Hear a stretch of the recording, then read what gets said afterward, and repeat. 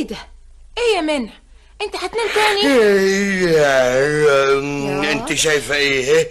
شايفه انك تقوم علشان تعمل الحاجات اللي اتفقنا عليها، مش كده برضو؟ انا مش قصدي كده، انا قصدي انت شايفاني ايه يعني ازاي؟ شايفاك كويس. ما انا عارف انك شايفاني كويس، بس يا خوخه يا حبيبتي الواحد لما يكون قاعد على كرسي بيقولوا عليه ده قاعد، واخده بالك؟ قاعد.